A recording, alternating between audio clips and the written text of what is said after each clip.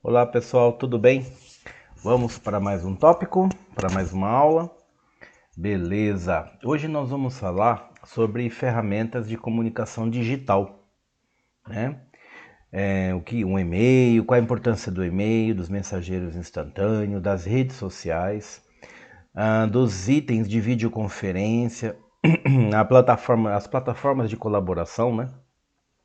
Hoje nós temos o Google Workspace, e o Windows 365, que são famosos, né? São bem utilizados. A ideia de blogs e websites, ferramentas de gerenciamento de projeto, principalmente o Trello, que vocês vão ver que é muito interessante, e algumas plataformas de e-learning, né? De ensino à distância. Bom, mas antes eu gostaria de falar com vocês, de rever uns pontos da aula passada, né? Na aula passada nós falávamos da questão da BNCC, né? Então, a aplicação da BNCC, como é que a gente vê a questão da habilidade, como é que essas habilidades desenvolvem competência, não foi isso? Então, beleza, né? Então, como é que a gente atrela a BNCC na educação? Então, primeiramente, nós temos que observar a ideia do Plano Nacional de Educação. Tá aqui, ó, PNE-MEC-GOV-BR, tá certo? E aqui está a vigência desse plano, olha só, de 2014 a 2024. Neste momento, né, o governo está fazendo a reformulação do plano para os próximos 10 anos, tá certo? Então, logo sairá, né, um novo plano que tem mais validade até 2035, acredito eu, que terá vigência a partir de 1º de janeiro de 2025, né? Então, vai ter 10 anos aí até 2035. Vamos esperar para observar o que vai mudar, ok? Mas o Plano Nacional de Educação, como o próprio nome já diz, ele determina aqui, ó, as diretrizes, metas e estratégias para a política educacional. Então, a BNCC, o que ela faz? Ela atende, né? Busca dar um currículo, né, uma base nacional para que as escolas, os professores, os educadores possam, né, estar atuando, e cada um em sua escola, em sua série, de uma forma a garantir que o aluno ele aprenda, né, ele tenha contato com os conteúdos necessários, conforme a sua idade e série, para desenvolver o seu nível de conhecimento e aprendizado, ok? E o Plano Nacional, ele observa como é que está o nível de educação a nível Brasil, tá certo? Então, desde lá, Amapá, Roraima, Rondônia, Acre, Amazonas, Rio Grande do Sul, não importa o estado, não importa o município, não importa a escola. Todos eles, todos esses estados, todas essas escolas estão amparados, ou seja, devem observar o Plano Nacional de Educação, bem como a BNCC, tá certo? E se eu quiser saber como é que está o andamento de alguma meta, né? Então, como é que o plano atende essas metas? Então tá aqui, ó. Se você quiser dar uma olhadinha, tá vendo aqui, ó, situação das metas dos planos de educação. Então você clica aqui, ele vai trazer para você as metas do plano, ok? E como é que elas estão, né, atualmente, conforme o olhar do governo, tá certo? Então vamos pegar uma meta aqui, ó, meta 7, ó, qualidade da educação básica, o IDEB. Então tá aqui, nós temos o IDEB dos anos iniciais, dos anos finais do ensino fundamental, né? E o IDEB do ensino médio, tá certo? Então, se você clicar aqui, ele te dá qual é a posição agora, nesse exato momento, né? Então tá aqui, ó lá. A meta, a previsão era de 6, a situação tá 5,2, ok? Isso para os anos iniciais. Para os anos finais do ensino fundamental, a meta era prevista, era de 5,5, a situação atual está 4,2. E a média do ensino médio, 5,2, e a situação 3,7. Observe o seguinte, aqui nós estamos falando de média, tá? Média do IDEB. tá? Então, como é que está em nível nacional, como é que essa média está ou deveria estar, ok? Se a gente fizer aqui um olhar bem rapidinho, olha só, 6 para 5,2, 0,8, né? Aqui, 5,5 para 4,2, aqui tem 1,3. E aqui, 5,2 para 3,7, né? Aqui tem 1,5. Então, aqui, a média do ensino médio e a média do ensino dos anos finais do ensino fundamental é o que tem mais distância da meta prevista, ok? Vamos ver uma outra meta. Vamos pegar aqui ensino fundamental 1. Vamos pegar aqui, educação infantil. Vamos pegar ensino fundamental 1, aqui, ó. Então, ensino fundamental. E aí diz assim, ó. O que diz a meta? Universalizar o ensino fundamental de 9 anos para toda a população de 6 a 14 anos e garantir que pelo menos 95% dos alunos concluam essa etapa na idade recomendada, até o último ano de vigência desse PNE. Então, o último ano de vigência desse PNE é agora, né? 2014, não é verdade? Então, olha só. Vamos ver aqui primeiro o percentual de alunos, né, de 6 a 14 anos que frequentam ou que já concluíram o ensino fundamental. Tá aqui, ó, a meta era de 100%, a situação atual está 98,4%, ok?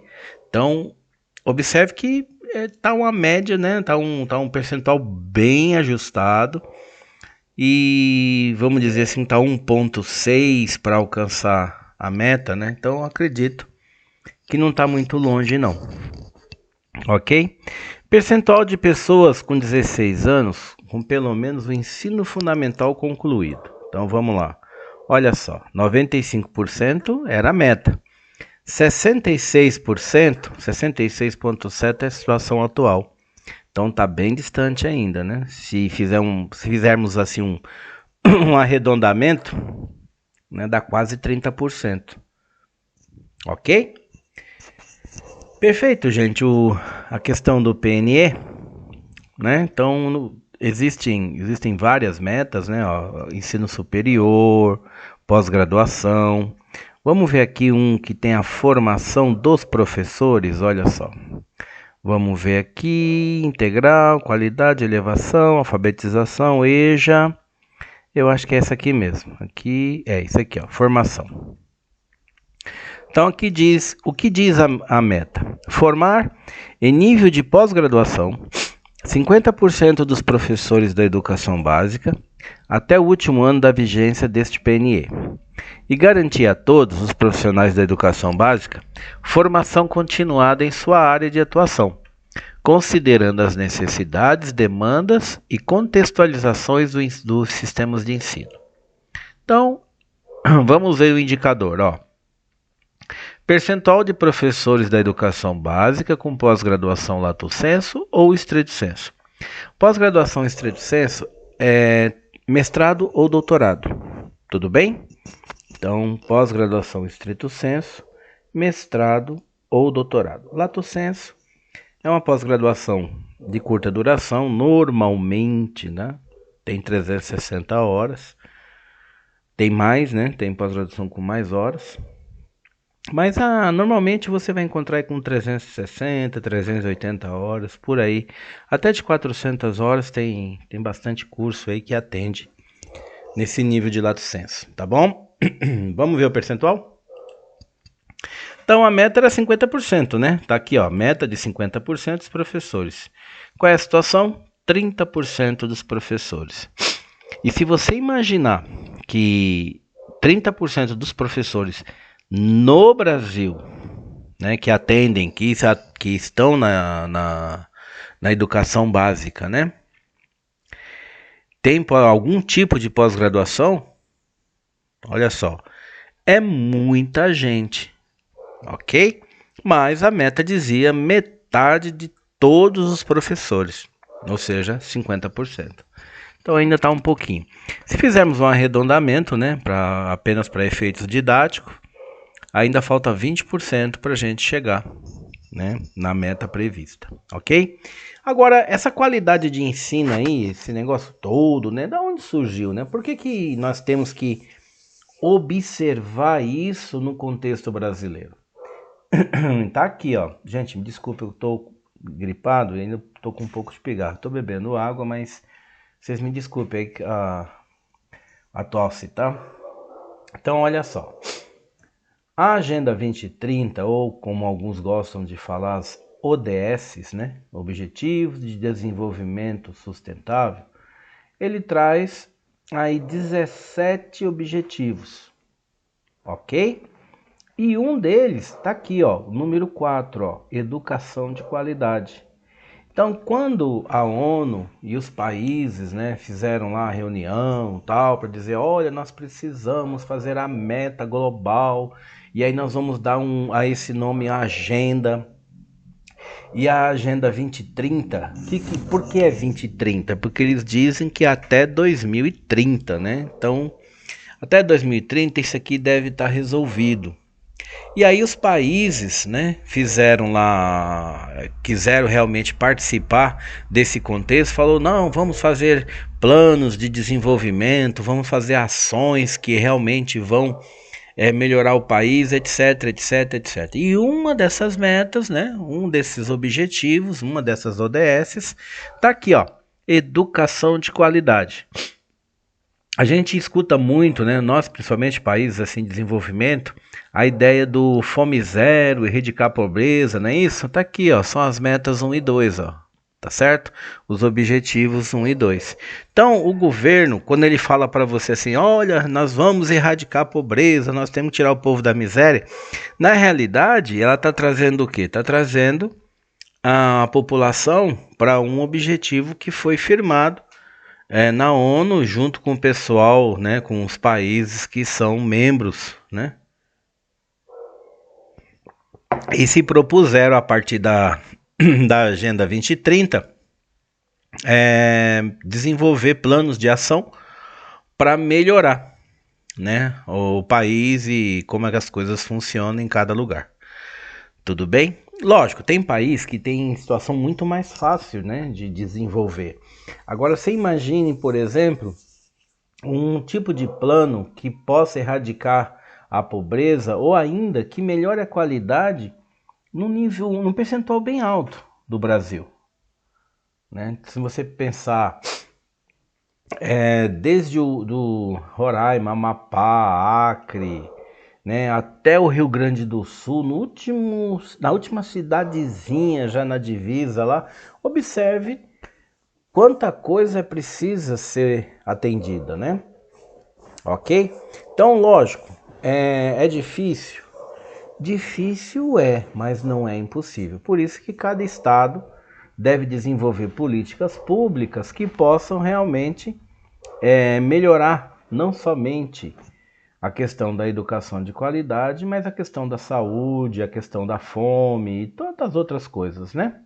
Tudo bem? Tudo bem até aqui, gente? Então vamos lá, olha, por que nós precisamos aprender BNCC, né? Por que a BNCC, o que a BNCC tem na nossa vida, né? O que nós temos a ver com isso? Porque existe um Plano Nacional de Educação que visa atender um compromisso que o Brasil fez, né, junto à ONU e os países membros, dizendo assim, nós vamos ter uma educação de qualidade. Tudo bem? Pronto, então nós já sabemos do PNE e também já sabemos da Agenda 2030. Qual é o outro documento que chega para nós? A tal da BNCC. Olha ela aqui, ó, Base Nacional Comum Curricular. Então o que acontece? O plano está lá. Olha, o aluno, para ele ter um bom nível de conhecimento, ele precisa saber fazer tal coisa, tal coisa e tal coisa. Beleza, bacana. E aonde ele deve fazer isso? Em qualquer parte do país. Por isso que chama base nacional. Tá certo? Se eu for um morador do Acre, se eu for um morador de Rio Grande do Norte, se eu for um morador do Ceará, se eu for um morador do Amazonas, lá do Rio Grande do Sul, do Mato Grosso, não importa. a base nacional chega lá para mim, ok? A única coisa que precisamos observar são as escolas que nós chamamos de exceção, que são as escolas indígenas, que seguem regra própria, né? Mas também tem um olhar para a BNCC, mas segue uma regra própria. E as escolas quilombolas de algumas regiões que também tem um tipo de educação orientada para a cultura, né? Para a cultura deles, tá certo? Mas não descartam a BNCC, tá certo? São conteúdos que também sofrem um pouco de adaptação. Beleza? Então aqui nós vimos, né, na aula passada, a questão de como é que a BNCC é estruturada, né? Então ela tem a etapa da educação infantil, ela tem a etapa do ensino fundamental e ela tem a etapa do ensino médio, ok?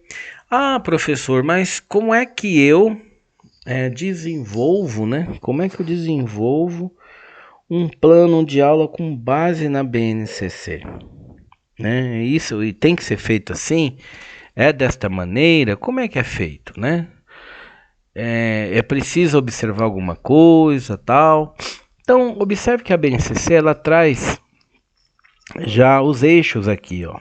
Né? Então, vamos pegar, por exemplo, a educação fundamental, tá aqui, ó, ensino fundamental, tá certo? Então tem aqui, ó, a área da linguagem, língua portuguesa, e aí tem que língua portuguesa no ensino fundamental, anos iniciais, prática de linguagem, objeto de conhecimento e habilidade, ó, língua inglesa, matemática, tá certo? E aí você tá fazendo seu plano de aula e você desenvolveu uma determinada tarefa, ok? Então você desenvolveu uma determinada tarefa e você quer incluir aquilo no plano. Quando é escola particular, gente, é mais fácil de trabalhar um pouquinho. Por quê? Porque o material didático ele já foi desenvolvido com olhar para a BNCC, tá certo? Então o material didático, que tem lá a tal da apostila, você vai acompanhando o conteúdo e vai seguindo, o professor vai sendo orientado, vai sendo conduzido, né, direcionado a seguir as páginas ali, a seguir aquelas etapas. E a própria etapa, ela já faz o quê? Ela traz o contexto que o aluno precisa aprender, cria o cenário específico para aquilo, logo em seguida ele propõe a habilidade, né? Então vem lá uma tarefa, um exercício, um conteúdo, uma leitura, alguma coisa assim, que já vai ao encontro daquela habilidade da BNCC. Logo em seguida já tem um tipo de reforço, ou então um exercício de fixação, que já remete à taxonomia de Bloom, né? Que vocês aprenderam também. E aí fica mais tranquilo, né? Você vai acompanhando. Só que o professor, muitas vezes, ele não se dá conta, né? Então ele está na escola particular, ele tem uma apostila, ele vai ali seguindo, eu preciso passar isso, semana que vem tem tal coisa, na outra semana tem um trabalho, isso aqui tem que fazer uma prova. E ele não se dá conta que o material, ele já remete à BNCC e também já traz na sua construção, nas suas propostas de exercício, de aplicação de conteúdo, a ideia das taxonomias. Tudo bem? Lembra lá da taxonomia de Bloom revisada? Teve lá uma proposta de algumas melhorias, tá certo? Então, gente, olha só. Para o professor, ele pode ir aqui direto na BNCC. No entanto, tem um arquivinho, né, que o governo também fornece, que é a BNCC já separada aqui, né, pelos componentes. E tem uma ajudinha, que eu chamo de ajudinha, que é a ideia do comentário, né? Para quem trabalha com a ideia do currículo, principalmente coordenador, né? Os coordenadores que precisam estar orientados ali ao conteúdo, aquilo que não está muito, né? Tá muito nítido, tá certo? Então esse material aqui, ele não está na BNCC, ele é ofertado à parte. Tudo bem? Tá lá no site do governo, tudo bonitinho, é só baixar lá. Beleza? E ele aqui tem uma orientação para quem vai fazer o currículo, né? Fazer a redação do currículo. Então, vamos rememorar? Se você está na escola particular, você tem a apostila. Se você está na escola pública, você tem os livros, né? Que você precisa seguir. Em algumas escolas, inclusive, tem livro específico para conteúdos. Escola do Estado, tá? Do Estado. Aliás, escola da rede, porque tem em São Paulo, por exemplo, tem a escola da prefeitura e tem a escola do governo do estado, né? Então, a gente pode falar escola pública, é melhor, né? Tá certo? Mas vamos dizer que você precise preparar um plano de aula ou então que você precise preparar algo diferente. Como é que eu faço isso? Como é que eu tenho, né? Eu tenho amparo para isso? Eu tenho material para isso? Como é que eu faço? Pronto, um dos materiais aqui que vai te ajudar bastante é isso aqui, ok? Então vamos lá que você queira fazer um determinado assunto, língua portuguesa ou arte, alguma coisa assim. Então, só para a gente recapitular, aqui estão as competências gerais, tá vendo? As ciências humanas, ensino religioso, de linguagem. E você vem caminhando aqui, ó. Vem caminhando, caminhando, caminhando.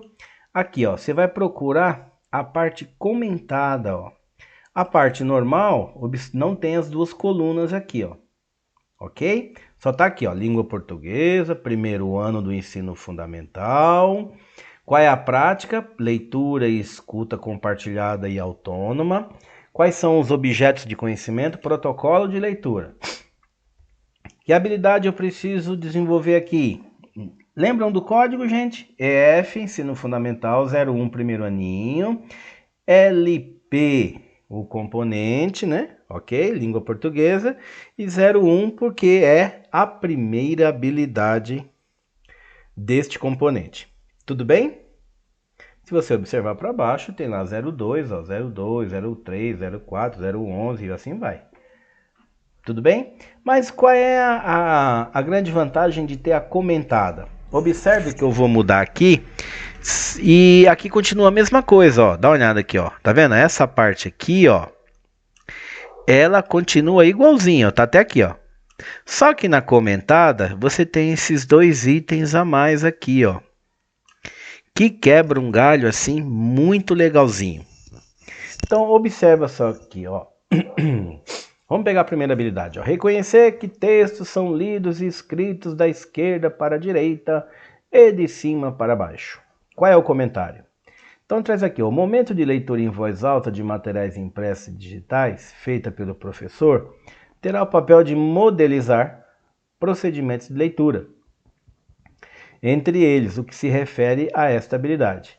Esta habilidade também é parte do processo de aquisição do sistema de escrita, porque o procedimento de apontar o que está sendo lido oferece pistas sobre a relação entre a fala e a escrita.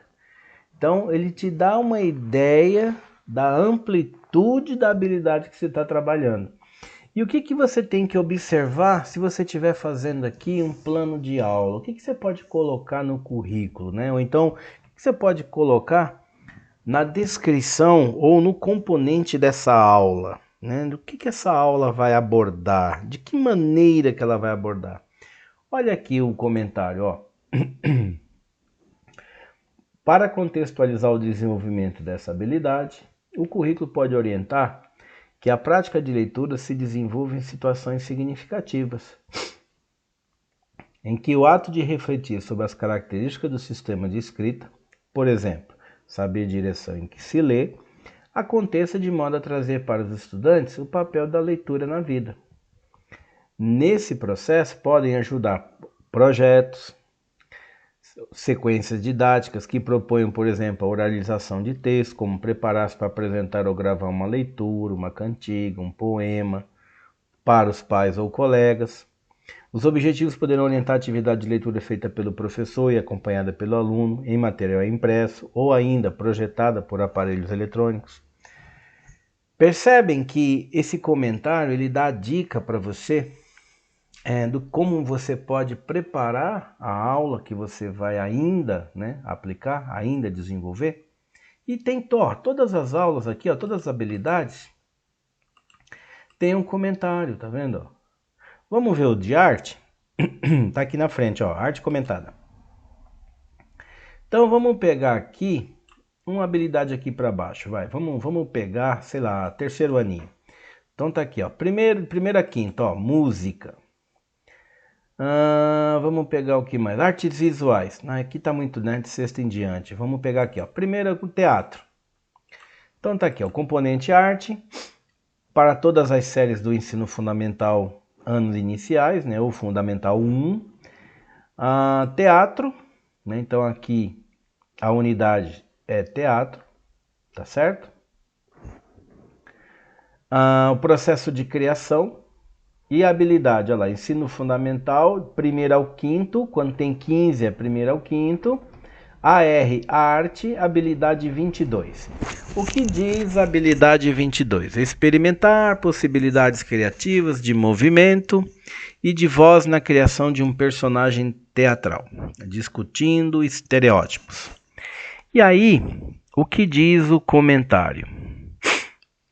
Na habilidade, experimentar implica investigar, testar, fazer e refazer formas de se movimentar, trejeitos, entonação de voz, bem como gestos que pode caracterizar uma pessoa em um enredo. Isso implica experimentar a expressão de variadas emoções. No processo de criação é importante o aluno perceber quando o seu personagem é estereotipado, ou seja, quando é apenas uma repetição de um modelo previamente conhecido, o que pode comprometer a sua potência teatral. A possibilidade de o estudante ter voz apresentando sua experiência e propiciando a construção e reflexão sobre o processo de criação do personagem teatral evita a busca por soluções prontas e estereotipadas. Então, aqui está o comentário daquilo que você pode trabalhar. E no currículo, na hora que você vai preparar, né, a trilha de aprendizagem, ou seja, a formatação da aula, diz assim, ó: na elaboração do currículo pode-se propor habilidades relativas à experimentação de jogos que levem a diferentes formas de expressão, de entonação e timbre de voz, assim como de movimentos corporais expressivos para caracterizar diferentes personagens, levando a discussão sobre o respeito às diferenças e a diversidade de pessoas e situações. A construção do personagem pode começar com jogos de pesquisa, identificando como agem pessoas do convívio, na escola, no bairro, na família, quando estão alegres, tristes, bravas, etc. Uma vez que o foco das habilidades está no experimentar. É importante evitar avaliações e julgamentos taxativos, como dizer se o aluno tem ou não talento e dom para o teatro. Olha que interessante, ó. Esta habilidade dialoga com as habilidades AR20 e AR2, e embasa o desenvolvimento de habilidades nos anos finais do ensino fundamental, EF69 e AR30. Então, observe que se você, observando os comentários, observando as dicas, né, que já vem no material, você sabe a amplitude que precisa trabalhar. Tenho que desenvolver isso? Tem que seguir isso aqui? Não, isso é uma sugestão, isso é um exemplo. Tá certo? E você vai utilizando esses exemplos, você vai utilizando as dicas, daqui a pouco você tem já uma certa experiência naquilo que você precisa desenvolver, e aí você vai fazendo, né, as adaptações. Daqui a pouco você tem diversos planos de aula já montados, totalmente convergentes para a BNCC, inclusive observando a flexibilização no uso dos verbos propostos na taxonomia de Bloom, principalmente. E aí você tem um material de aula fantástico, porque você já está totalmente direcionada naquilo que você precisa fazer, né? Você já tem um norte. Então quer dizer que eu já montei o plano de aula, eu não preciso de mais nada, né? Não, você vai estar revisando esse material sempre. A diferença está é que você já tem um material para início, né? E você sabe da onde você partiu e principalmente onde você quer chegar. Uma coisa que você vai sempre estar observando, né, e prestando bastante atenção, são as exceções em sala, né? Então, exemplo, você tem um aluno com algum tipo de déficit, é uma exceção. Você tem algum aluno com algum laudo de autismo ou alguma outra coisa que o médico determinou, você tem uma exceção. Você tem alunos de algum nível, né, alguma questão inclusiva, cadeirante, deficiente visual, deficiente, sei lá, auditivo, ou seja, as deficiências que a pessoa pode desenvolver, né? Ou a pessoa já vem, né? Já nasceu com isso. O que acontece? Você vai ter que adaptar o seu plano de aula, né, para essas situações. Ah, quando eu fiz meu plano de aula, eu não tinha nenhum especial na sala. Neste ano eu tenho 2, eu tenho 3, eu tenho 1. Você vai deixar de lado? Com certeza não. Você vai fazer as devidas adaptações e a partir disso você vai enriquecer, inclusive, você vai ganhar muita experiência. Porque, gente, é muito interessante quando você tem os alunos sem algum tipo de necessidade especial, você conduz de uma forma. O aluno, quando ele tem alguma necessidade especial que você precisa trabalhar isso à parte, ou com mais carinho, né, mais ali junto para tentar entender como é que esse aluno aprende, você também aprende, você também desenvolve conhecimento. E isso é muito legal, isso é muito bacana, tá certo? Tem muito professor, inclusive, que estuda Libras, se aperfeiçoa em Libras, porque trabalha em escola que tem um percentual interessante de alunos, né, que não ouvem. Então você tem que conversar com ele por língua de sinais, tá certo? Porque normalmente quem é surdo, né, não fala ou tem alguma deficiência vocal. Faz fono lá, tudo mais, mas como você não ouve o som, você muitas vezes não consegue replicar. Quando nasce, tá? A pessoa por alguma questão ficou surda no transcorrer da sua vida, ela já ouviu. Então ela consegue desenvolver a fala. Tudo bem? E aí você consegue trabalhar bonitinho, mas por ela não ouvir quando, né, em sala de aula, você precisa também se adaptar na sua comunicação com esse aluno.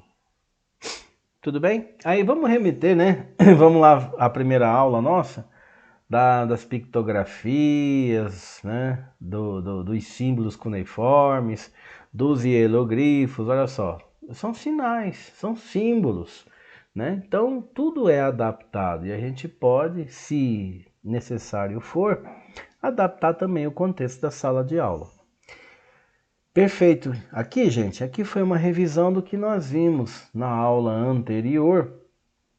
Então, só rememorando, nós temos lá a ideia do plano, né? Do Plano Nacional de Educação, o famoso PNE, ok?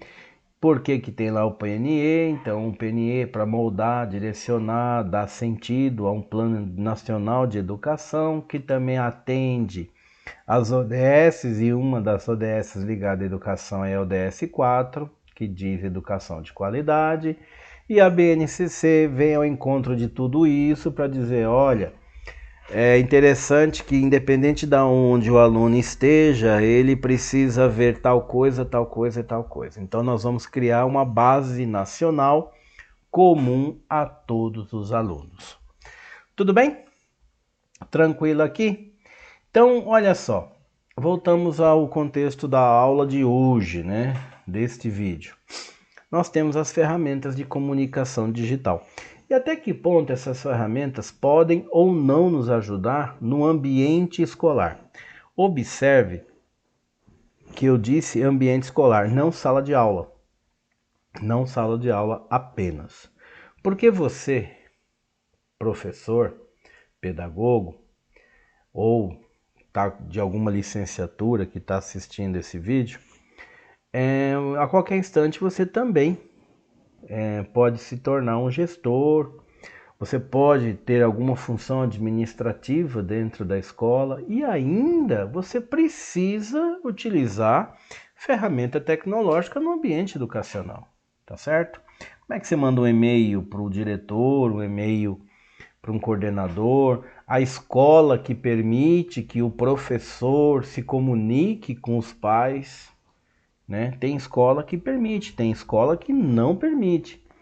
Então, para aquela escola que permite, ela fala, olha, você vai mandar e-mail para o pai, mas sempre com cópia para o coordenador e você vai usar o e-mail institucional. O que é um e-mail institucional ou corporativo? É o e-mail da empresa. A empresa te dá esse e-mail. Você não vai usar um e-mail seu. Por exemplo, zezinho@gmail.com. Isso é um e-mail pessoal. yahoo.com.br é e-mail pessoal, uol.com.br é e-mail pessoal, tá certo? Quando é que eu sei que é um e-mail da empresa ou da instituição? Quando você, depois do arroba, normalmente você tem o nome da empresa, tá certo? Por exemplo, a nossa instituição, Faculdade Pascoal Dantas. Quando você manda um e-mail para o seu coordenador, ele está lá o nome do seu coordenador, @faculdadepascoaldantas.com.br. Então você sabe que é um e-mail institucional. Tudo bem? Então vamos entender como é que essas ferramentas nos ajudam ou podem nos ajudar no ambiente escolar. Então o e-mail, primeiramente nós temos que observar a questão de relação ao uso, né? Então, com um e-mail corporativo ou um e-mail institucional, lógico, deve ser usado somente para fins relacionados a trabalho, né? O dono do e-mail, ele é responsável pelo conteúdo da mensagem, né? Então, eu sou o coordenador Zezinho, então coordenador Zezinho @colégio alguma coisa ou @faculdade alguma coisa.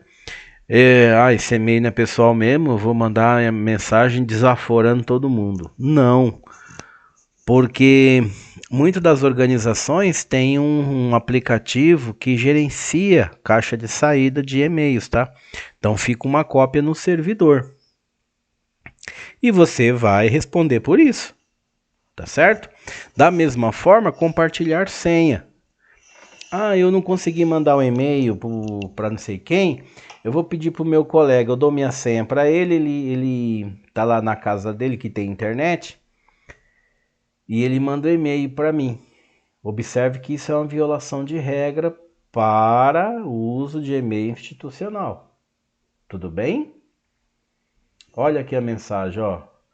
Envio de mensagem em massa, corrente, spam, conteúdo ofensivo é estritamente proibido. Mandar informação confidencial de alguém, pessoas ou dados sensíveis da empresa não deve ser compartilhado por e-mail. Quer ver uma coisa muito interessante? Você está lá na festa do Dia dos Pais. Aí você inventou lá de bater as fotos de todo mundo, a foto, né, o vídeo não sei do quem comemorando, a gincana, o pessoal cantando alguma coisa. Você bateu foto, você é professor, né? Então você bateu foto de todo mundo. Até aí, nenhum problema. O que você não pode fazer é mandar essas fotos para todo mundo, ok? Sem a devida autorização. Hoje, inclusive, você tem uma lei chamada de LGPD, que é a Lei Geral de Proteção de Dados, que inclusive já te fala ali de antemão que você não pode compartilhar informação de ninguém sem prévio consentimento. Então você pegou as fotos de todo mundo, mas eu não vou mandar foto um por um, eu tenho 32 alunos na sala. Eu vou mandar 32 e-mails, vou separar essas fotos uma por uma. Não, não tem lógica, né? Eu não vou fazer, não tenho tempo para isso. Então não faça, porque você pode se colocar em risco. Porque você está mandando a foto de uma família A para a família B também, você não sabe o que pode acontecer. E nem sabe se a família A quer que sua foto, sua imagem seja compartilhada. Então, você tem que observar isso, ok? Então lá, os funcionários devem tomar medida para proteger suas credenciais de e-mail, né? Ou seja, o nome do seu e-mail e sua senha. E outra coisa, deve ter cautela quanto à origem da mensagem recebida. Principalmente, gente, e-mail que tem clique aqui, segue anexo, o que tem de informação na internet, na televisão, não clique em mensagem, não aceite anexo. Não, cuidado com o arquivo que você abre, que você não sabe a fonte, não sabe a origem, porque é vírus. E aí você põe um vírus na sua máquina e depois como é que você se resolve? Você vai ter um problema danado. E se você tiver um conhecimento, você vai baixar um antivírus, vai instalar, tá certo? Nem todo antivírus pega determinados tipos de vírus, mas você tem um conhecimento, você vai percorrer isso. Mas quando você não tem um conhecimento para resolver essa situação, seu computador vai estar cheio de vírus. E você vai botar um pendrive, ele vai contaminar o pendrive. Aí você vai pegar esse pendrive e vai emprestar para alguém. Esse outro alguém que se não tiver antivírus na máquina dele também vai ficar contaminado. E você vai pegar o antivírus, vai levar para a escola, porque você precisa imprimir o material ou atividade X para sua turma. E aí você botou no computador da escola, que também não tem antivírus. Olha o furdunço que você acabou de fazer. Tudo porque você aceitou um anexo, ou você clicou numa mensagem, ou você clicou num e-mail, sei lá, coisas dessa natureza, que você não conhecia a origem. Tudo bem? Quando você sabe que o e-mail vem de uma origem, de uma fonte segura, perfeito, você está tranquilo. Mas aparece aqueles boletos, olha, segue o boleto solicitado. Se você não solicitou boleto algum, né? Tenha cuidado. Tudo bem? Você quer um boleto? Entre no site da empresa que você precisa pagar alguma conta lá e tire o boleto lá.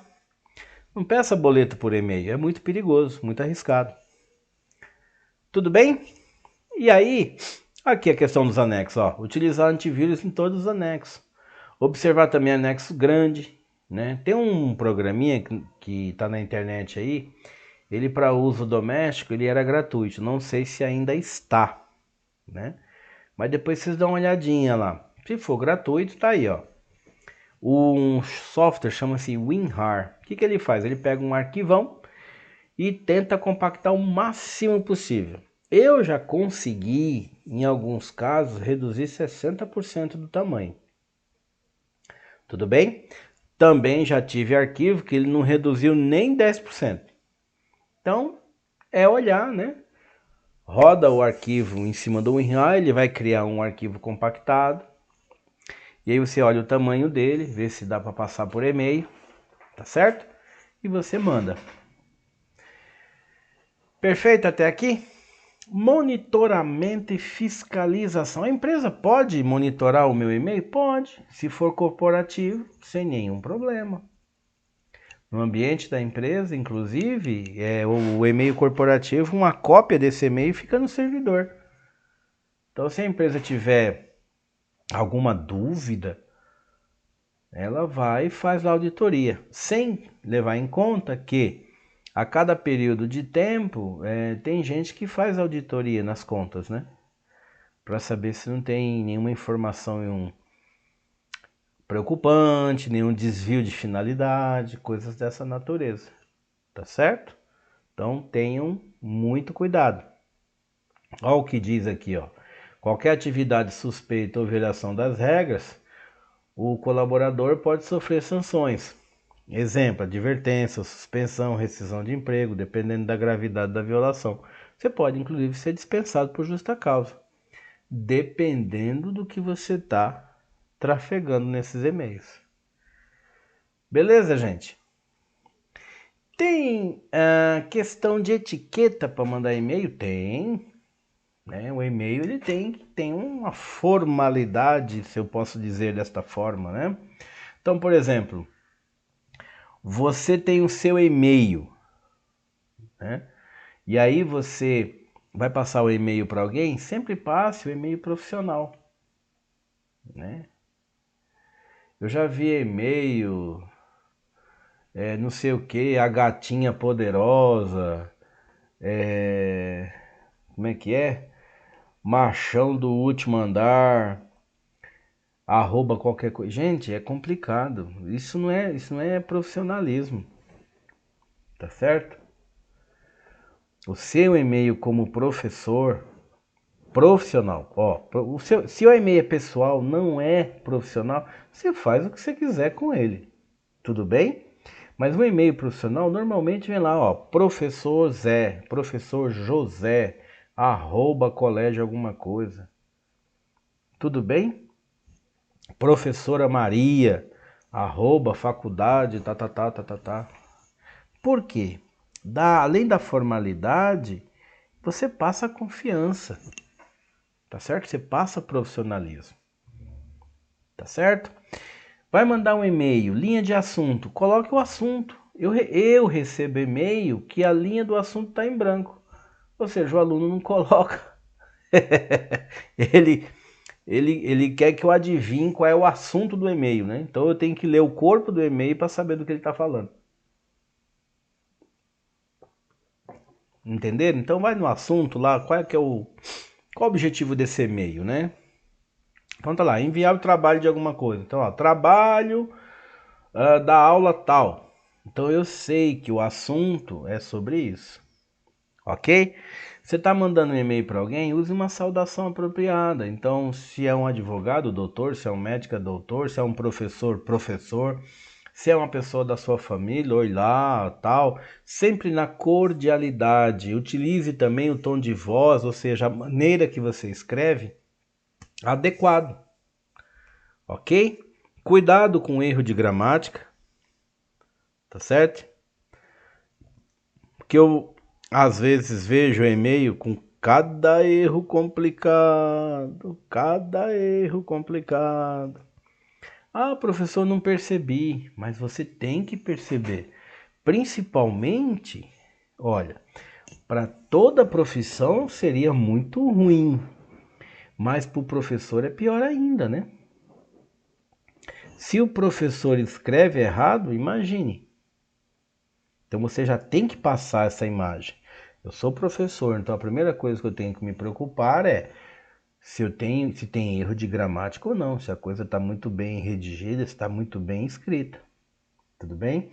Cuidado com os desvios gramaticais, flexão de verbo, os plurais. Paulista adora sumir com os plurais. Como nós gostamos de falar no singular. É impressionante. Mas na formalidade você tem que procurar evitar isso a todo custo. Ok? Terminou de escrever seu e-mail? Leia umas 2 vezes. Veja se o que você escreveu faz sentido. Tá certo? Se você escreveu, aquilo que você escreveu, você fala, não, a pessoa que está do outro lado, ela vai entender. Ela vai entender o que eu estou falando. Ok?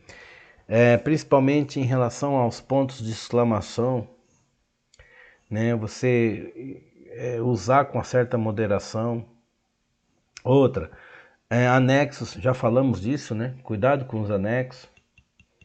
Use cópia somente quando estritamente necessário e se for autorizado. E seria interessante você mandar, quando você utiliza com cópia, né? Para alguém, no corpo do e-mail você colocar lá uma observaçãozinha. Observação, 2 pontos. E-mail com cópia para tal pessoa. Porque quem vai estar recebendo esse e-mail, ele também já entende que você enviou com cópia para mais alguém. Tudo bem? Porque pode ser que a pessoa que você mandou o e-mail, ela não goste. Ou então que seja uma questão ética. Ou ainda que fira como é que fala? Algum preceito, né? Tá certo? Olha, isso aqui não podia estar com cópia para ninguém. Aqui você transgrediu aqui entrou numa situação complicada. Esse negócio aqui não podia estar somente só quem tem que estar observando isso aqui é tal pessoa e tal pessoa. Então, quando você botar com cópia, sempre avise. Tá joia? Coloca aí embaixo, a observação com cópia para tal pessoa. Quem está lendo sabe que essa pessoa também recebeu uma cópia daquilo que você mandou. Revise todas as mensagens antes de enviar. Despedida, inclua uma despedida formal e profissional, ok? Cuidado com beijinhos, um abraço, né? Isso não é profissional, tá certo? Tamo junto, né? Eu recebi um e-mail outro dia de um aluno. Aí, professor, segue o exercício aí. Embaixo ele colocou, tamo junto. Eu falei, tá certo. Tamo junto, né? Ok? E se você tiver algum recurso tecnológico, né? Use. Ok? Sincronizações de e-mail, corretor ortográfico e outros assuntos, né? Outras ferramentas de inteligência artificial. Beleza? Tudo bom? Tudo tranquilo? Podemos caminhar? Outra ferramenta, o WhatsApp. Todo mundo hoje tem WhatsApp. É impressionante como o pessoal. A primeira coisa que você compra um celular, a primeira coisa que você põe no celular é o WhatsApp. Por quê? Porque você precisa se comunicar com alguém, você precisa conversar com a família, com o grupo da faculdade, etc, etc, não é isso? Mas e no ambiente escolar? Eu posso usar o WhatsApp? Sim, você pode, né? Desde que seja permitido e desde que seja direcionado. Direcionado como? Para que você quer usar o WhatsApp? Então você quer usar o WhatsApp apenas para conversar, apenas para mandar? Não, ou você quer fazer realmente um trabalho em cima disso. Então, por exemplo, você pode utilizar o WhatsApp como ferramenta de comunicação para coordenação. Você pode distribuir conteúdo entre os colegas, atividade, tarefa, dependendo da série que você está atuando. E se a escola permitir, você pode criar um grupo de WhatsApp para pais e talvez colocar ali um aluno, outro se o aluno for, né, grande. É aconselhável? Com toda certeza não. Porque o professor, dependendo da maneira que ele está atuando e se ele está muito perto do aluno, algumas liberdades são complicadas, ok? Tem escola que permite que o professor converse com o pai. Tem escola que o professor não pode nem dar o telefone dele para o pai. A linha de comunicação dos pais com a escola é via coordenação. Ok?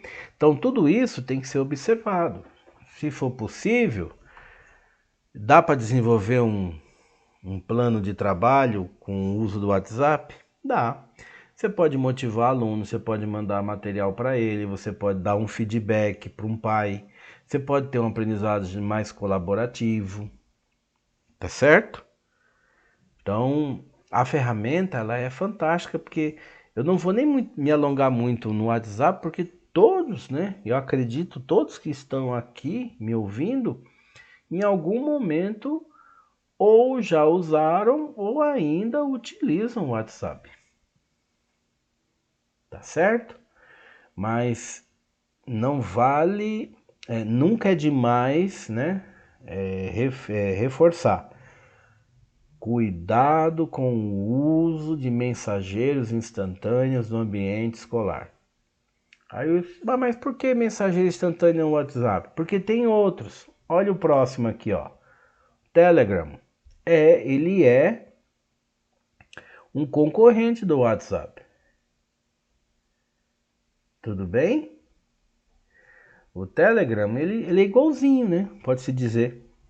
Você pode fazer aula ao vivo, videoconferência, o WhatsApp também faz.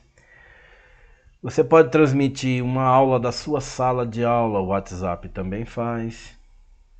Né? Você tem canal de comunicação, você tem conteúdo recorrente, você tem mensagem de programa, o WhatsApp também faz. Você quer ver uma coisa muito legalzinha que dava para fazer com o WhatsApp? E eu acho que nem todos os professores pensam nisso. Festa Dia das Mães, ou ainda festa do Dia da Família, ou Dia do Vovô, da Vovó. Cada escola tem a sua festa aí, né? Tem escola que, tem o Dia da Avó, tem o Dia do Vovô, tal. Tem só o Dia da Mãe, tem festa da Primavera. Bom, essas festas. E aí o professor fica antenado em relação àquele responsável que não pôde comparecer, né? Então, por exemplo, Dia das Mães, a vovó não pôde comparecer, tá certo? Pedir uma autorização para a coordenação e pegar o aparelho, ligar para a vovó, falar: olha, vovó, nós vamos entrar em contato com a senhora no momento que o seu netinho for apresentar aqui a dancinha ou um recital ou alguma atividade que ela for apresentar na escola, eu vou ligar para a senhora. E aí você liga para a vozinha, alguém, né, pede que se a vozinha não tem lá uns conhecimentos lá, uma destreza para usar, mas que alguém esteja perto lá e que possa auxiliar. E aí o que vai acontecer? Você transmite a festa para essa avó, principalmente a parte do neto dela, né? Então ela vai assistir, ela não pôde ir, mas ela vai assistir. Ó, vós, né? Avós, avó e avô fora do estado, que gostaria de ver, de acompanhar o desenvolvimento do netinho, a escola pode transmitir isso. Tá vendo aqui, ó, nós vamos transmitir aqui para você, vovó. E a vovó tá assistindo da onde ela estiver. Olha que interessante, né? Dá trabalho? Dá, gente, porque se tiver 20 alunos e desses 20, umas 18 avós não pôde ir, olha você tendo que né? Se desdobrar em muitos. Mas a satisfação que você vai levar para essa família é diferenciada, ok? Então vamos rememorar. Você pode usar o WhatsApp, o Telegram para fazer isso? Pode. Como? A primeira escola tem que autorizar, ok? Segundo, observar se você tem condições suficientes de atender todo mundo, porque atender uma avó e não atender a outra já deu problema. Tudo bem?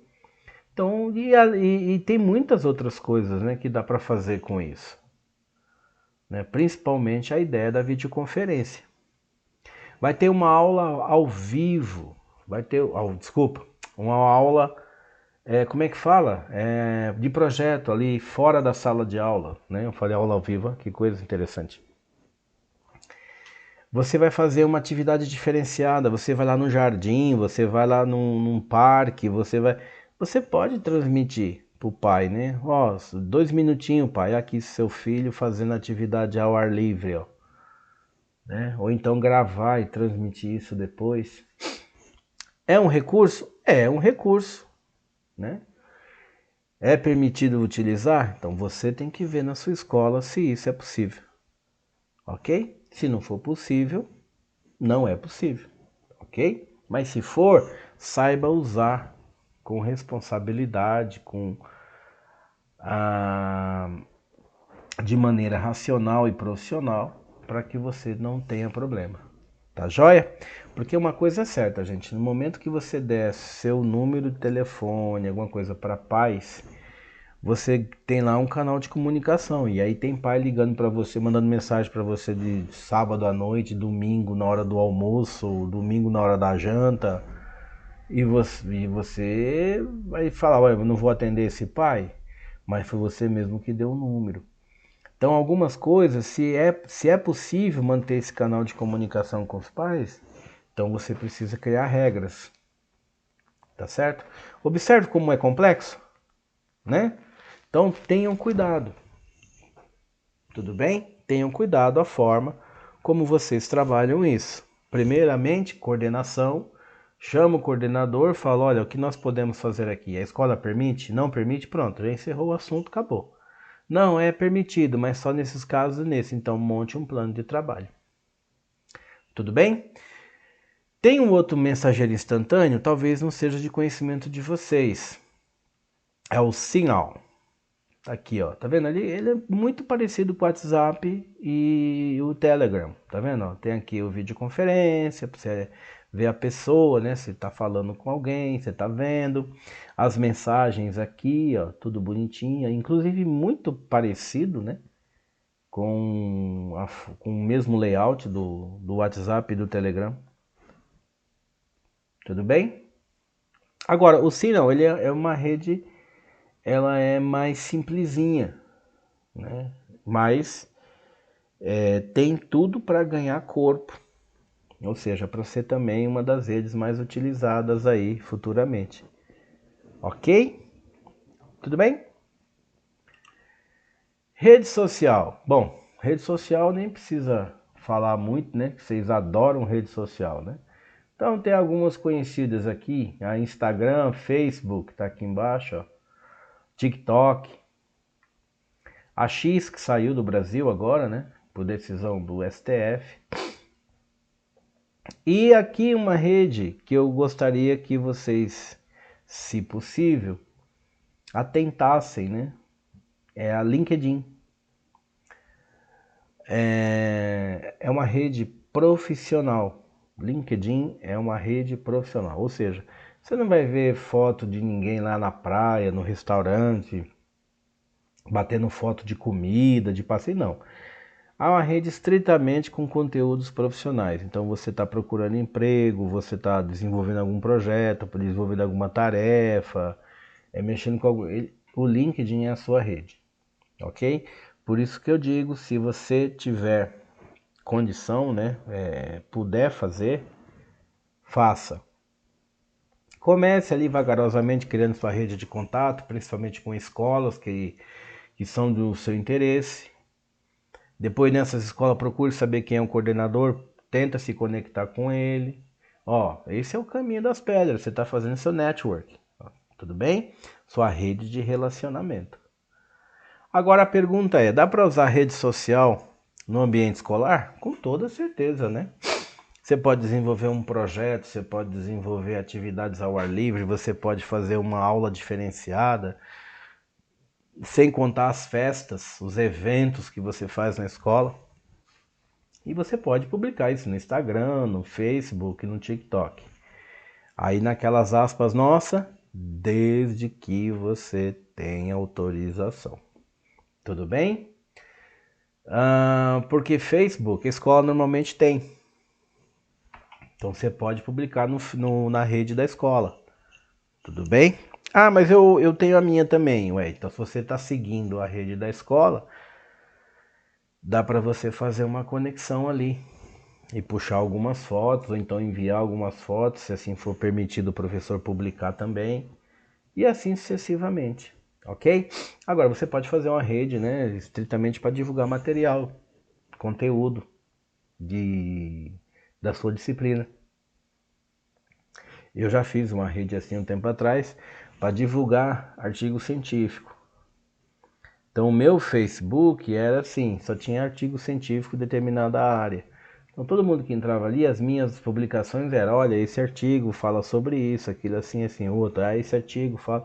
Então, muita gente entrava, né, na minha rede porque eu tinha comentado aquele artigo. Então a pessoa queria saber o que eu tinha falado, né, o que eu tinha escrito sobre, para fazer o complemento das suas tarefas também, da sua leitura. Ok? É possível fazer isso? Sim, é possível, sem nenhum problema. TikTok é uma rede mais livre, né? É uma rede que você publica o que você quiser. Aí você tem o que você comeu, as famosas dancinhas, brincadeiras, tal. E aí você, né, a publicação é livre.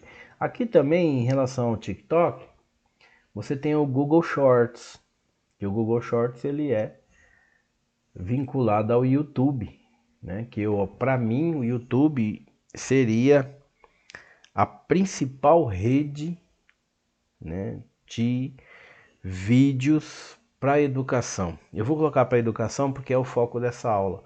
Mas acho que todos vocês que estão me ouvindo agora, de alguma forma vocês consomem o serviço do YouTube. Não é verdade?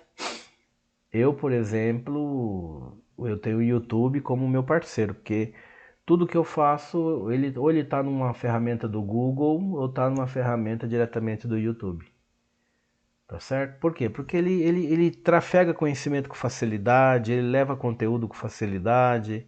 É, você pode gravar essa aula, por exemplo, está gravada no YouTube, isso fica ad eternum. Quer dizer, é muito interessante, tá? Agora, tem gente que utiliza para fazer coisa de entretenimento, de piada. Dá para fazer vídeo aula também, tem muito vídeo aula, né? Muito vídeo aula de bastante coisa, vídeo aula de 5 minutos, 10 minutinhos sobre um determinado assunto. E aí você precisa aprender sobre uma situação ali, você assiste aquilo ali, já resolveu, tá certo? Então é muito interessante, gente. O YouTube também é um tipo de rede social que, de certa forma, é uma ferramenta assim, é um parceirão, ok? Souber utilizar o YouTube em sala de aula, você tem assim um enriquecimento fantástico. Você pode trazer vídeos assim muito interessantes, tá? Muito interessante mesmo. E você pode fazer com que o seu aluno também ganhe gosto por isso, né? Por os vídeos que trazem conhecimento, tá bom? Continuando, ó, aqui as videoconferências. Ó. Videoconferência é tudo de bom, né? Você não pode estar em um determinado lugar. Hoje em dia você faz reunião, né? E aí é interessante que o negócio é meio americanizado, né? A pessoa fala assim, vamos fazer uma call. Aí nessa call, vamos fazer um por vídeo, então vamos fazer uma live. Tudo é meio americanizado, né? Muito interessante. Tá certo? Aqui estão as três sugestões mais conhecidas e as mais potentes no mercado atual. Nenhuma delas é 100% gratuita, tá? Você tem aqui o Zoom que te dá uma minutagem lá, acho que é 30 minutos, 20 minutos, e se você colocar acho que 2 pessoas ou 3, uma coisa assim. Mas você tem o plano depois se você quiser comprar. O Microsoft Teams e o Google Meet da mesma forma. Tem lá uma conta, você pode usar gratuitamente, mas é uma minutagem bem pequenininha, tá certo? Há pouco tempo o Zoom tava 20 minutos, não sei se aumentou, mas você podia usar o seu Zoom com mais 3 pessoas durante 20 minutos. Às vezes eles colocam 1 hora, tem determinada época do mês, do ano que eles põem 50 minutos, tá certo? Então é muito do momento que você está conectando. Na pandemia ficou quase que aberto aí, teve ferramenta aí que deixou full time. O Google, por exemplo, o Google Meet ficou aberto, né? O Zoom também ficou aberto, então a pessoa podia utilizar, independente da quantidade de minutos. Tudo bem? Eu posso utilizar a videoconferência para quê? Posso utilizar no ambiente educacional? Pode. E pode usar também para dar aula. Mas normalmente você utiliza no ambiente da escola. O que seria isso? Fazer reunião com o seu grupo de trabalho. Né? Então você é coordenador, você chama seus professores, alguns inclusive que não estão na escola, porque estão em outro lugar. Então você vai, faz um Zoom em determinado horário e fala, gente, ó, reuniãozinha de 20 minutos, eu preciso conversar com todos vocês e vamos fazer via Zoom. O aplicativo você baixa no seu celular e você participa da reunião, onde você estiver, você participa e pronto. Dá para você conversar com o seu gestor, dá para você transmitir algum tipo de conteúdo, alguma aula diferenciada que você está fazendo. Eles têm o recurso de gravar, tá certo? Então você faz lá a sua aula num parque, num ambiente diferenciado, por exemplo, você aciona um botão de gravação, ele grava aquilo, depois você pode baixar esse vídeo. Então, ou seja, o recurso ele é fantástico, né? Inclusive nas aulas no modo conectado da faculdade, vocês utilizam uma videoconferência lá diferenciada, com um nome diferente, né? Não é nenhuma dessas três fortes, é uma chamada Big Blue, mas porque esse sistema de videoconferência ele já faz parte do ambiente educacional, lá, o tal do AVA, que é o Moodle. Tudo bem?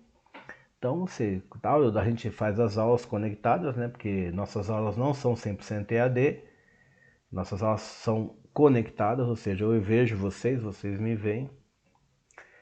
E nós utilizamos um sistema de videoconferência. Dá para fazer reunião de pais assim? Na pandemia foi feito. Na pandemia, quem deu aula na pandemia sabe do que eu estou falando. Fazia as aulas por videoconferência, você assistia às reuniões, chamava os pais para a reunião, né? Olha, a reunião vai ser tal hora, o pai se conectava lá também. Tudo bem? E assim sucessivamente. Plataformas de colaboração. Isso aqui é fantástico.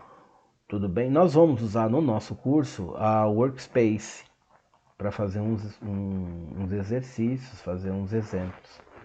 Tá? Aqui dentro da Workspace nós temos o Google Sala de Aula ou Classroom, que é muito interessante, muito interessante. E aí nós vamos aprender algumas ferramentas para deixar, vamos dizer assim, um tipo de agenda, né? Algo muito mais elaborado.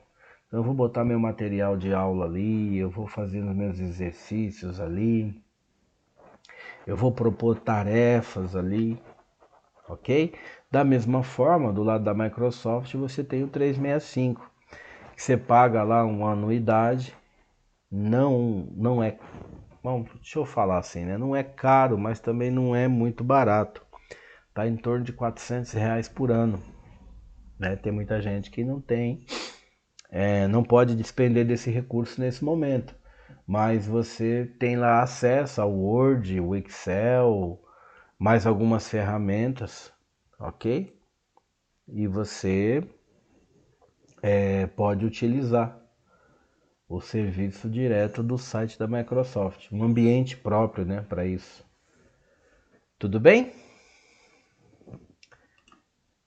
Bloggers e sites. Blogger é muito legal, muito legal. Você pode fazer um blogger para debater assuntos sobre a área que você gosta dentro da educação, né? O blogger é parecido com um site, só que ele é mais livre. A linguagem que você pode utilizar nele é uma linguagem mais, sabe, mais informal. Você pode escrever do seu jeitão, em primeira pessoa. Olha, quando eu fui a tal lugar, eu visitei determinada coisa. Aqui tá a foto assim, nós comemos na lanchonete e tal. Aqui tá a foto assim.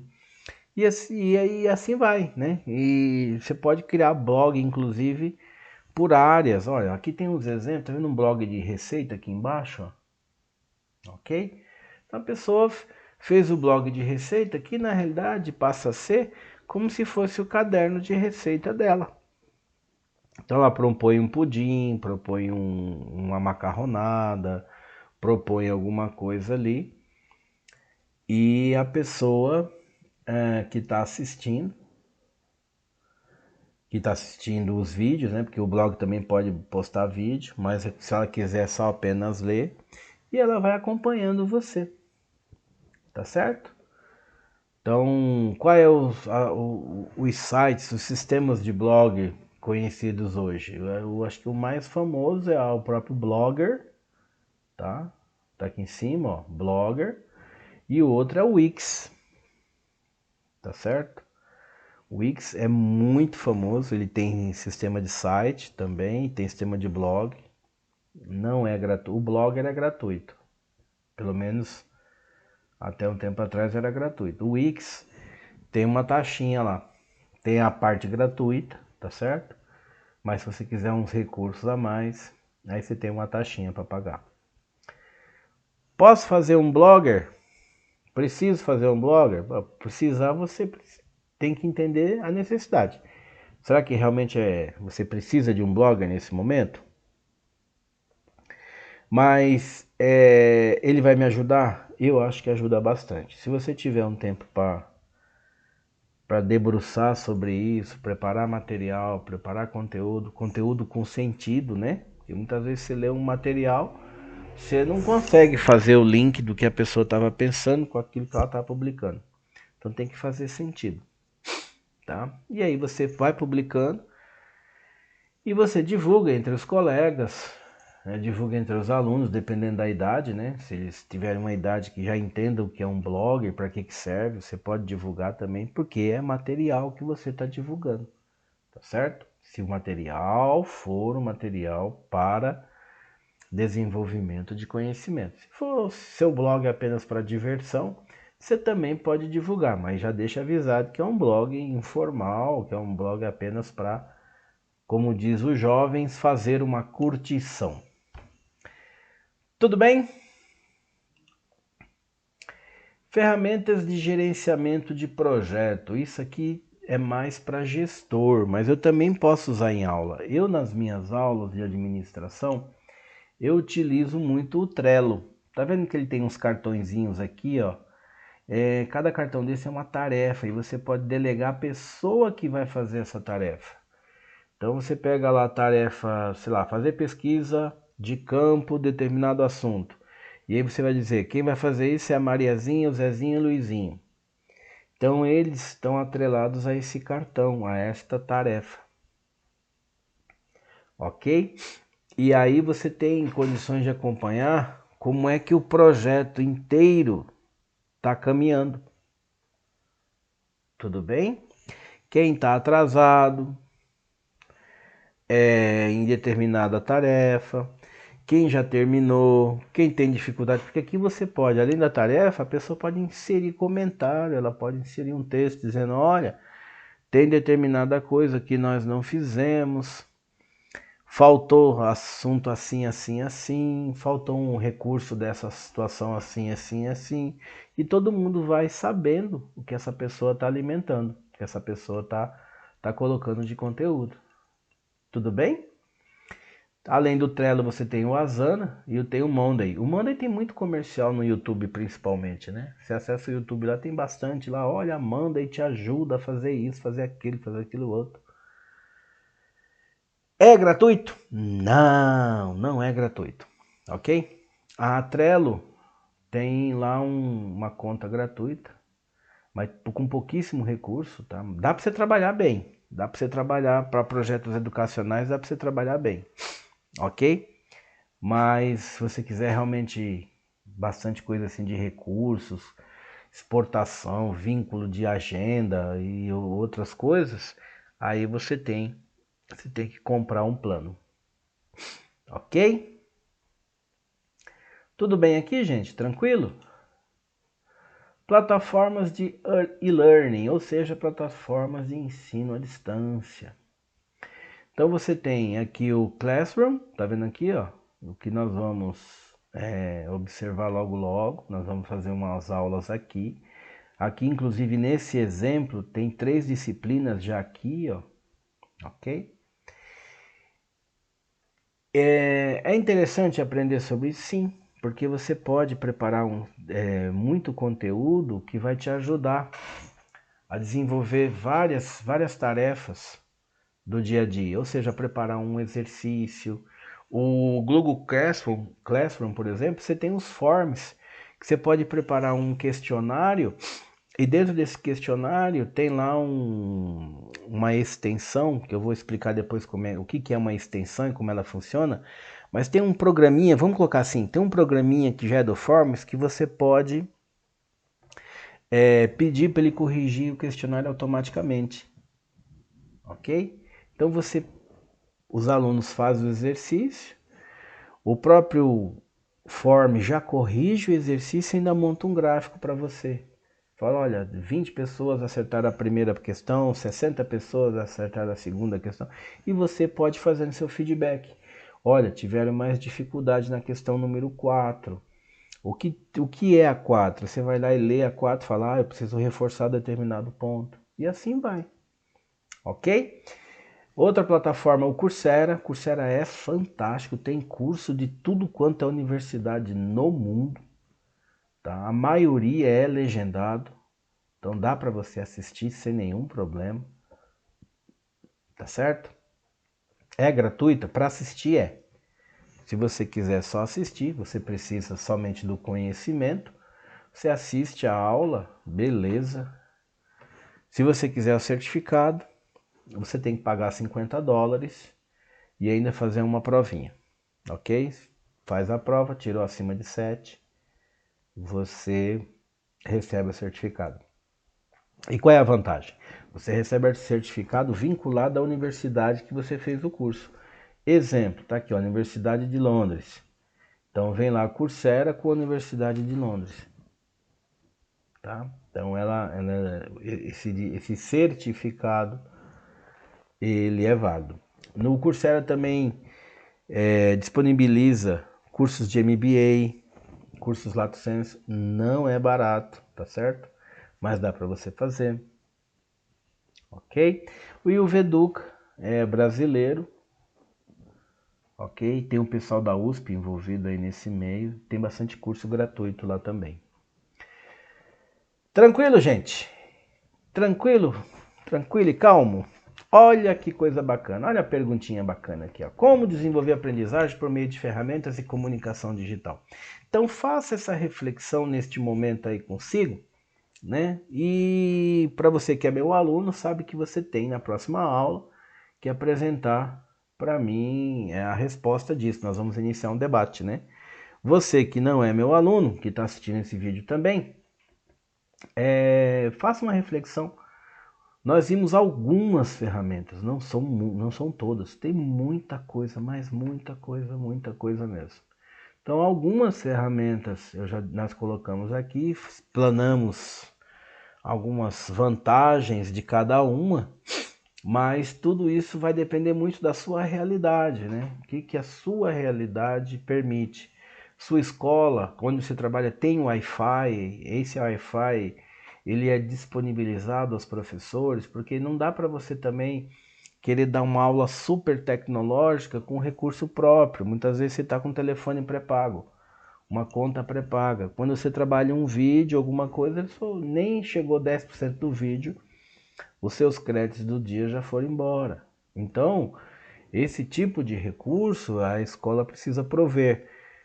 Será que toda escola consegue prover isso? Então, você também tem que estar observando isso. Consigo desenvolver de uma outra forma? Eu posso fazer em casa, mandar para os pais? Posso fazer em casa, divulgar para aluno? Ó, tudo isso você precisa trazer o coordenador para se inteirar do assunto e participar da sua decisão, ok? Do seu projeto, né? E juntos vocês podem tomar a melhor decisão. Perfeito? Então faça essa reflexão. Como é que essas ferramentas de comunicação que nós vimos, ela pode nos ajudar em relação ao desenvolvimento de conhecimento. Então vamos rememorar nossa aula de hoje. Hoje nós iniciamos a aula entendendo sobre o Plano Nacional de Educação, por que ele existe, né? Porque ele precisa preparar todos os alunos, todos os indivíduos em idade escolar para o desenvolvimento das suas habilidades, competências, desenvolvimento do conhecimento. O Plano Nacional de Educação atende um objetivo que o Brasil também assumiu junto à ONU e aos países membros, que são o desenvolvimento, né, das ODS, e um desses objetivos é a ODS 4, Educação de Qualidade. Então o Brasil está junto lá. E aí, além disso tudo, né, do Plano Nacional, da questão da ODS, você tem a BNCC, que é a Base Nacional de Currículo para o Brasil todo. E aí você precisa observar quais habilidades você precisa desenvolver no seu aluno, ok? Então você dá aula no primeiro aninho, tem as habilidades lá. Você dá aula no segundo aninho, tem as habilidades lá. O material que nós debatemos, que tem lá um arquivinho que eu deixei disponível para vocês na plataforma, que traz a BNCC, as habilidades já comentadas para auxiliar você na construção do seu plano de aula. Beleza? Depois entramos nas ferramentas de comunicação digital. Então nós vimos o WhatsApp, vimos o Telegram, vimos o Signal, e-mail, rede social,